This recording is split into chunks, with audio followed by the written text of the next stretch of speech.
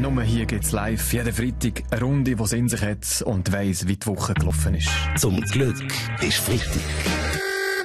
Mit dem Fabian Unterreger.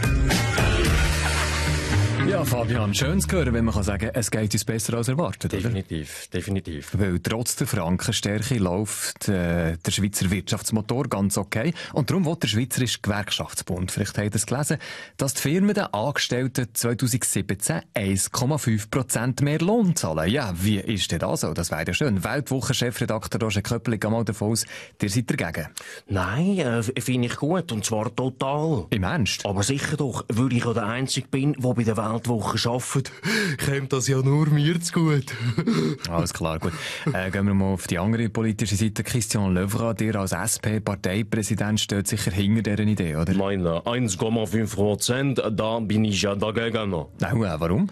Viel zu weniger. Die Schweiz wird immer teurer und ich frage, wie soll ein normaler 7-köpfige Familie sich noch einen einfachen Leben mit Offroader, Zweitwagen, Ferien auf Malediven, Reitunterricht, Ballett, Sommertherapie und Dienstmädchen, Ferienhaus und einen neuen iPhone leisten?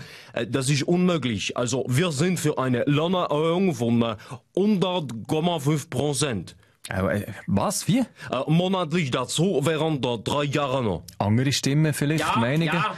Oh, Ja. Grüner Nationalrat, Bastian Giraud. Ja, also wir von den Grünen finden, dass wir schon mehr Geld müssen haben, aber man muss auch überlegen, aus was das Geld gemacht wird. Das Münz wird aus einer Silberchromlegierung gegossen. Den Stoff findet man nur im Amazonasgebiet und jeder 5 Liter mehr kostet 20 Tapalucha-Indianer wertvollen Lebensraum. Ja, jetzt Geld abschaffen, oder was? Nein, wir Grünen plädieren auf biologisch abbaubares Geld aus Krag, aus dem Hauwilerseegebiet, und weil man auch noch mit Ring statt dem Wilhelm Tell oder Helvetia drucken kann, ist es auch absolut fälschungssicher. Bahnbrechende Idee, wie immer natürlich.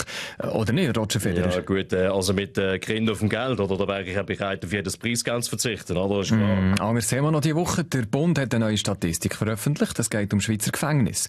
Von allen, die dort drin sind 95% Männer und nur 5% Frauen. Sind Frauen, das kann man fragen, also die besseren Menschen als Männer? Dummes Zeug, Herr Toriani. Das ist doch wieder so ein linker Gender-Bockmist, was Sie da erzählen. Verstehen Sie? Ja gut, Altnationalrat Christoph Mörgeli, habe ich schon fast vermisst in dieser Runde. Schauen Sie, Herr Toriani, ich bin ja jetzt in dieser Mannen-Selbsthilfegruppe von abgewählten Parlamentariern, um Emotionen im Griff zu bekommen. Verstehen Sie? Und das hilft. Ja, es würde Ihnen auch mal gut tun, Toriani. Soll ich Ihnen jetzt sagen, wieso Männer mehr ins Gefängnis kommen als Frauen? Ich bitte darum. Weil sie dort endlich in Ruhe Fernsehen schauen können. Verstehen Sie? Zum Glück ist Freitag. Alle Folgen auch immer online als Video.